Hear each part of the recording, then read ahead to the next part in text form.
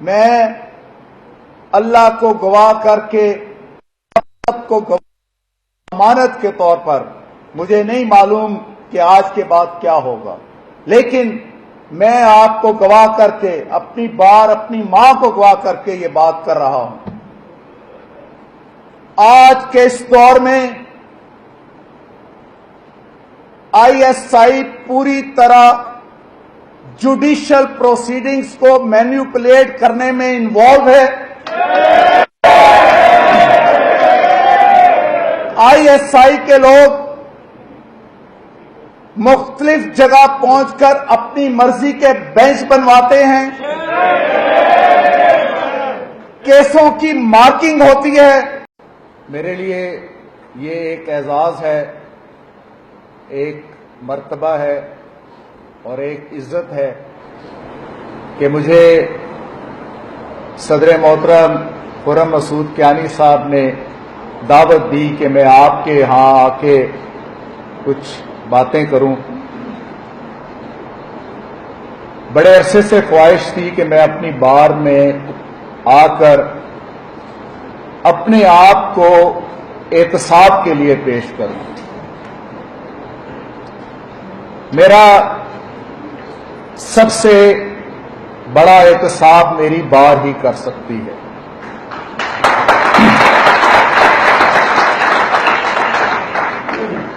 یہ احتساب چند مہینوں کا نہیں، چند سالوں کا نہیں، بلکہ 3 دہائیوں پر مشتمل ایک لمبے عرصے کے لیے میں نے اپنے آپ کو احتساب کے لیے آپ کے سامنے پیش کرنا تھا۔ لوگ آپ کو میرے بارے میں یہ تو کہیں گے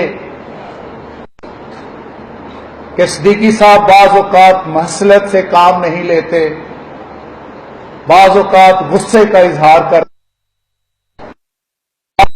نوجوانوں کی رہنمائی کرتے ہوئے شاید برہمی کا اظہار کر دیتے ہیں، لیکن مجھے جس طرح اللہ تعالی کی ذات کے اوپر ایمان ہے اور جس طرح محسن انسانیت حضرت محمد صلی اللہ علیہ وسلم کی ذات اطہر کی غلامی میں اپنے آپ کو رکھتا ہوں، مجھے اس بات کا یقین ہے کہ میری بار میں سے کوئی ایک شخص بھی اٹھ کر یہ نہیں کہہ سکتا کہ شوکت عزیز صدیقی کسی قسم کی کرپشن میں انوالو۔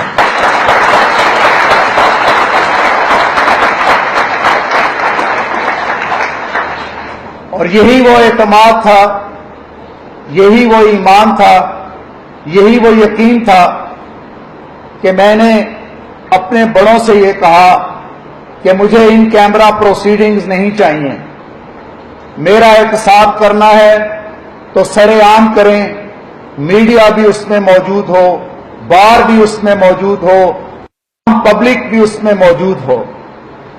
جب بھی کسی اہم نوعیت کا فیصلہ میری طرف سے آتا ہے تو ایک کمپین چلا دی جاتی ہے، اور وہ کمپین ایک مخصوص کارنر سے چلائی جاتی ہے کہ شاید جی یہ تو وہ جج صاحب ہیں جن کے اوپر کرپشن کے الزامات ہیں۔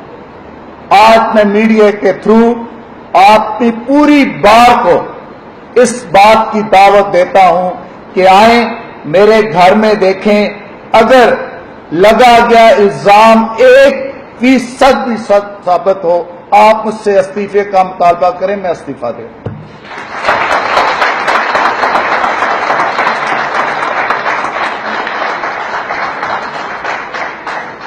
لیکن اللہ تعالیٰ نے اپنی ایک ترتیب بنائی ہوتی ہے، اللہ تعالیٰ نے ہر چیز کے لیے ایک وقت معین کیا ہوتا ہے، اس لیے پہلے خواہش کے باوجود میں یہاں پر نہیں آ سکا۔ آج اللہ تعالیٰ کا شکر ہے کہ آج آپ کے درمیان موجود ہوں، اور مجھے ایک عنوان میں بھی باندھا گیا ہے، یہاں مجھے کوئی خطرہ نہیں، مجھے ایک عنوان بھی دیا گیا ہے، میں اس عنوان کے حوالے سے، پروفیشنل ایتھک کے حوالے سے آپ کے سامنے صرف 4 باتیں رکھوں گا۔ بار میں کیا ہو رہا ہے، ہمارے نوجوان وکلاء کس کشمکش اور کس دور سے گزر رہے ہیں، ان کی گرومنگ ہو رہی ہے یا نہیں ہو رہی، وہ اپنے مینٹرز اور آئیڈیلز کن کو بنائے ہوئے ہیں، یہ سب کو پتا ہے، آپ سب جانتے ہیں۔ میں جو باتیں آپ سے کہنے جا رہا ہوں اس میں سے سب سے پہلی بات یہ ہے، اور یہ پروفیشنل ایتھکس آپ کو شاید کسی کتاب میں لکھے ہوئے نہیں ملیں۔ میں نے 23 سال وکالت کی اور الحمدللہ اب پونے 7 سال بطور جج ہونے کو ہیں۔ میں تجربے کی بنیاد پر آپ کے سامنے جو بھی اور اپنے مشاہدے کی بنیاد پر آپ کے سامنے بات رکھنے لگا ہوں۔ حضور پاک صلی اللہ علیہ وسلم کی حدیث ہے کہ ہلاک ہوا وہ شخص جس نے کسی کی دنیا بنانے کے لیے اپنی آقوت گنوا دی۔ یہ ہے پروفیشنل ایتھک۔ کسی کی دنیا بنانے کے لیے یا کسی کی دنیا بگاڑنے کے لیے اپنی آقوت مت خراب کیجیے۔ دوسری بات، اپنی شناخت، اپنی پہچان، اپنا تعارف، اپنا نام بطور پیشہ ور وکیل کروائیے، کسی اور نام سے نہیں۔ تیسری بات، ہماری ذمہ داری ایک پاکستانی کی حیثیت سے بہت بڑی ہے۔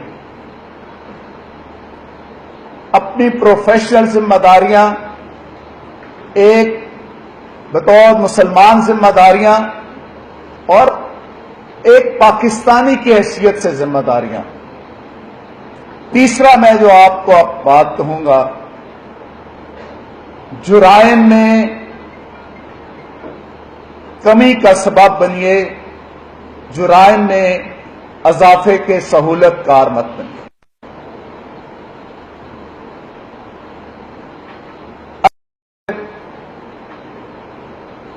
اس کی مخلوق کے حقوق اور اس کی مخلوق کو اٹھانے کی کوشش کیجیے۔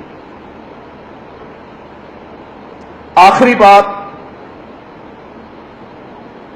کتاب سے دوستی،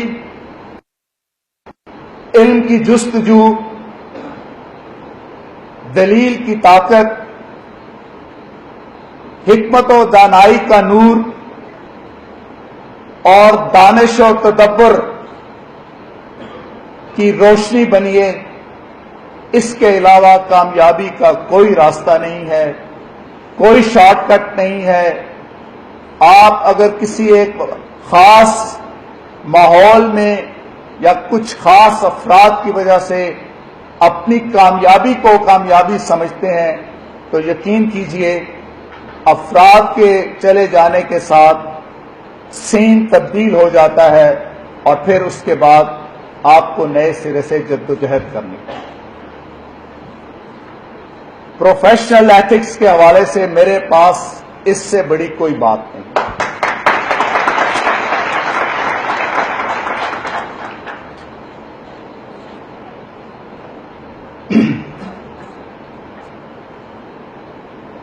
میرے دانست میں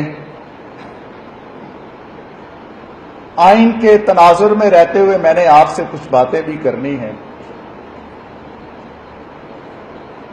میری دانست میں پاکستان اس وقت ایک بہت ہی کشمکش اور ابتلا کے دور سے گزر رہا ہے۔ جو لوگ پاکستان کا موازنہ امریکہ کے ساتھ، برطانیہ کے ساتھ، یورپین کنٹریز کے ساتھ، ترکی کے ساتھ یا کسی اور ملک کے ساتھ کرتے ہیں تو میں سمجھتا ہوں کہ وہ پاکستان کے ساتھ زیادتی کرتے ہیں۔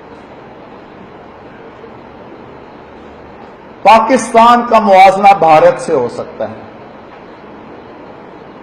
پاکستان کا موازنہ بنگلہ دیش کے ساتھ ہو سکتا ہے، پاکستان کا موازنہ سری لنکا کے ساتھ ہو سکتا ہے، امریکہ کے ساتھ نہیں، جہاں 1776 سے ڈیموکریسی چلتی آ رہی ہے۔ اب آپ سوچیں کہ وہ کون سے حالات ہیں جو پاکستان میں ہیں اور بھارت میں نہیں ہیں؟ کیا وہاں پہ کرپشن نہیں ہے؟ کیا وہاں پر لا اینڈ آرڈر سچویشن نہیں ہے؟ کیا وہاں پر دہشت گردی نہیں ہے؟ کیا وہاں پر پبلک آفس ہولڈر جو ہے وہ کرپشن کے الزامات پہ نہیں ہیں؟ اور وہ کون سے حالات ہیں جو پاکستان اور بھارت کے مختلف ہیں؟ اس کے باوجود بھارت ترقی کی راہ پہ گامزن ہے۔ 2030 میں بھارت دنیا کی 8ویں بڑی اکانومی ہوگا اور ہم پیچھے کی طرف جاتے جا رہے ہیں۔ کیا ایک وکیل کی حیثیت سے آپ نے کبھی غور کیا اس کی کیا وجہ ہے؟ اس کی وجہ یہ ہے کہ بھارت میں ایک دن کے لیے مارشل لا نہیں لگا، بھارت میں ایک دن کے لیے کانسٹیٹیوشن ہیلڈ ان ابینس نہیں ہوا، بھارت میں ایک دن کے لیے پولیٹیکل پروسیس نہیں رکا۔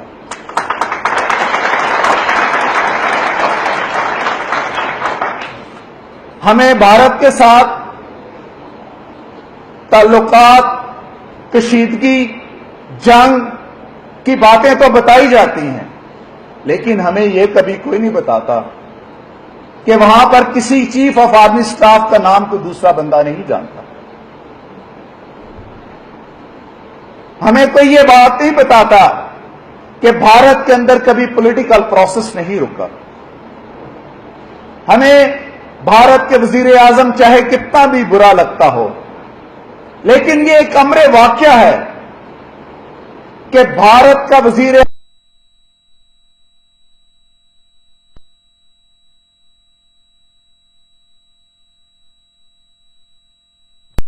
تھے کہ وہ چوری کرے تو وہ پھر جج نہیں ہے۔ میں اللہ کو دعا کر کے کہتا ہوں آپ کو اس بات کے اوپر، آپ میری ذات کے حوالے سے بہت اچھی طرح جانتے ہیں۔ مجھے نہ کبھی نوکری کی پرواہ رہی ہے اور نہ میں نوکری کی خاطر میں نے یہ عہدہ قبول کیا۔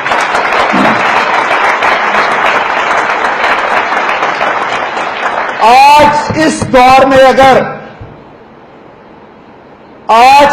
دور میں اگر جسٹس منیر مولوی تمیز الدین کیس کا فیصلہ دیتا یا 200 کیس کا فیصلہ دیتا تو یہاں کے عوام اس کی بوٹیاں نوچ کر قووں کو ڈال دیتے۔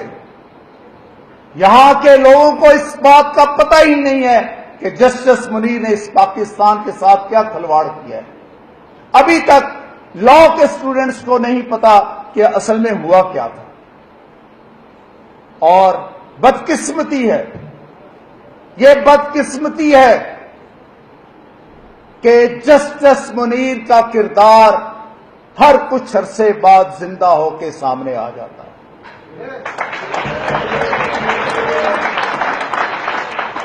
وہ کردار ذوالفقار علی بھٹو کی شہادت والے کردار ہوں، وہ کردار ارشاد حسن خان کی صورت میں ہوں، وہ کردار شیخ ریاض کی صورت میں ہوں، وہ کردار موجودہ دور کے صورت میں ہوں، یہ سب جسٹس منیر کے کردار ہیں۔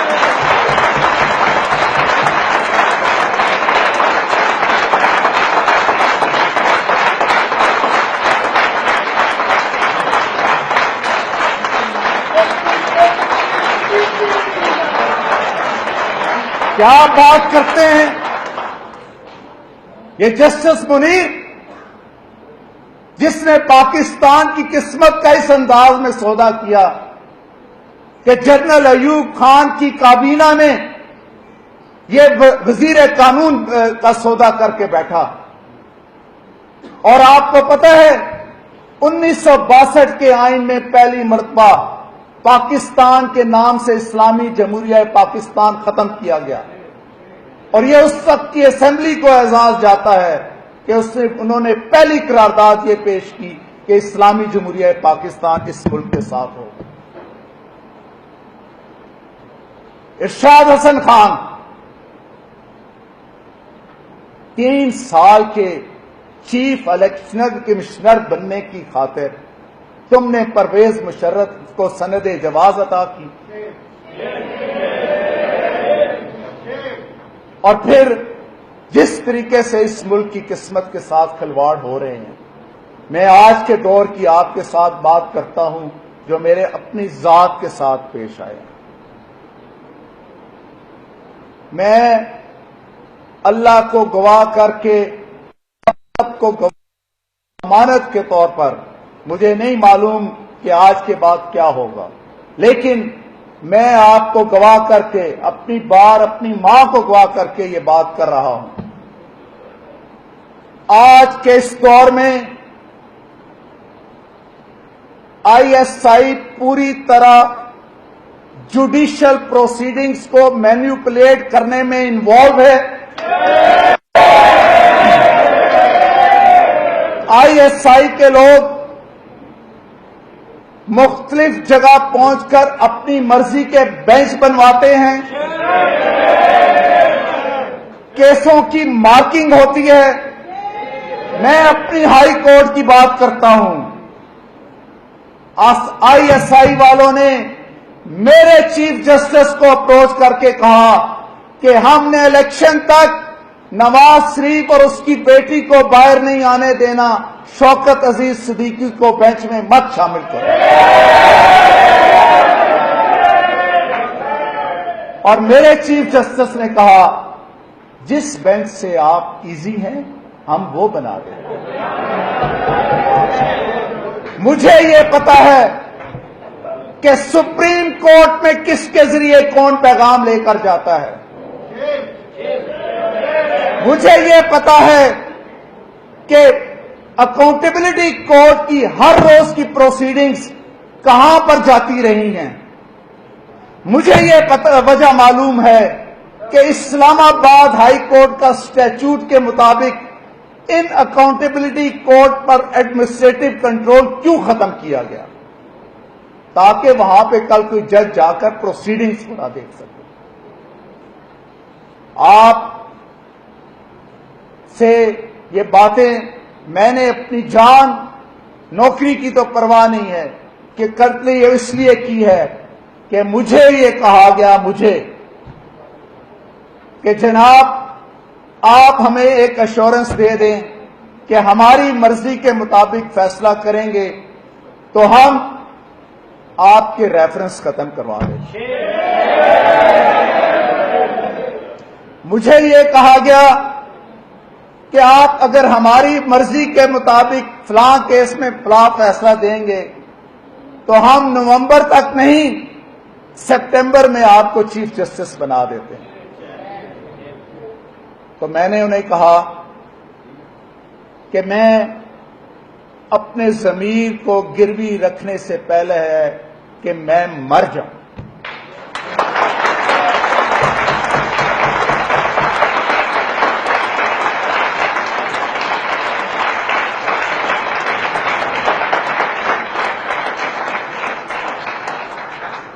میں نے کہا کہ میرٹ سے 1 سینٹی میٹر نہ ادھر ہوں گا نہ ادھر ہوں گا، مجھے ریفرنسز کی پرواہ نہیں ہے۔ آپ نے پہلے بھی ریفرنس کروائے ہیں، آپ 10 اور کروا دیجئے۔ جب تک میرے اللہ کو منظور ہے کہ میں نے اس سودے پر رہتے ہوئے اللہ کی رضا کی خاطر کوئی کام کرنے ہیں تو میں کرتا رہوں گا، چاہے ساری دنیا میرے مخالف ہو جائے۔ اور جب اللہ کو منظور ہوگا کہ میں یہاں پہ کام نہیں کروں گا تو پھر تمام بریگیڈ بھی اکٹھے ہو کے آ جائیں تو میرا کچھ نہیں کر سکتا۔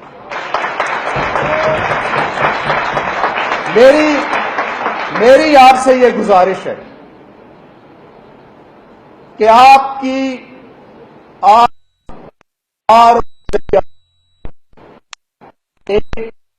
میں تو اب پہیے بالکل نہیں کہتا، میں تو اس کو ایک گھر کہتا ہوں۔ ایک ہی گھر کی حویلی میں رہنے والے لوگ ہیں، لیکن آپ کی حویلی پہ ڈاکہ پڑ چکا ہے،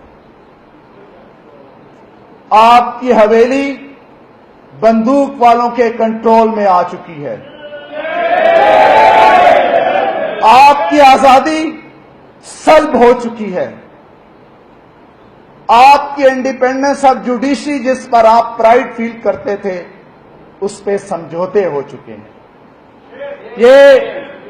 یہ کسی دو افراد کے درمیان مقدمے کے فیصلے میں اپنے آپ کو انڈیپینڈنٹ ظاہر کرنا اور انصاف پسند ظاہر کرنا کوئی بڑی بات نہیں ہے۔ کسی مشہور فلسفی کی قول ہے کہ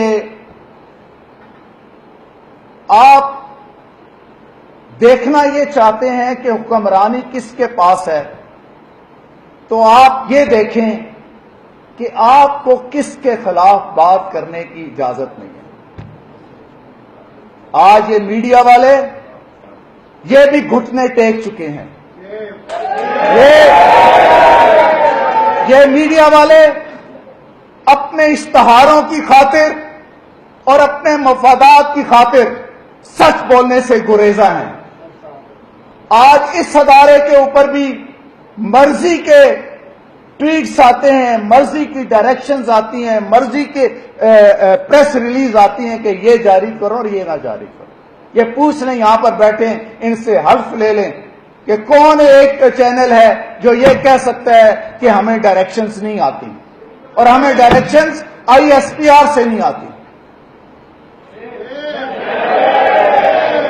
جوڈیشری، میڈیا جو کسی بھی ملک کے لوگوں کے ضمیر کی آواز ہوتی ہے، اس کے اوپر اگر پابندیاں لگا دی جائیں گی، اس کو اگر پابند سلاسل کر دیا جائے گا، اس کے لبوں کو اگر سیل دیا جائے گا، اس کے لوگوں کی آزادی سلب کر لی جائے گی، تو پھر مجھے کہنے دیجئے کہ شاید پھر پاکستان ایک آزاد اسلامی جمہوری ملک نہیں رہے گا۔ 70 سال میں ہم نہ تو اس ملک کو اسلامی بنا سکے، نہ جمہوری بنا سکے، اور نہ ہی آئین کے تابع لا سکے۔ اس وجہ سے اس 70 سال کی زندگی میں 35 سال ہمارے ڈکٹیٹرز کھا گئے۔ اس 35 سال میں ہمارے آئین کے ساتھ کھلواڑ کیے گئے۔ اس 35 سال میں ہمیں بات کرنے کے سے روکا گیا۔ یاد رکھیے، اگر چور کو چور کہنے والا چور کے ساتھ ملے گا تو وہ انصاف نہیں کرے گا، وہ نوکری کرے گا۔ جج نوکری سے نہیں، انصاف کرنے سے، عدل کرنے سے، دلیری کا مظاہرہ کرنے سے اور بلا تفریق ڈسپنسیشن آف جسٹس کرنے سے بنتا ہے۔ اللہ تعالیٰ سے میری یہ دعا ہے کہ اللہ تعالیٰ پاکستان کو سچ کہنے والے، سچ سننے والے، سچ کے مطابق فیصلہ کرنے والے، حق کی بات کہنے والے منصف عطا کرے، ورنہ پاکستان کا اللہ حافظ، وما علینا الا البلاغ۔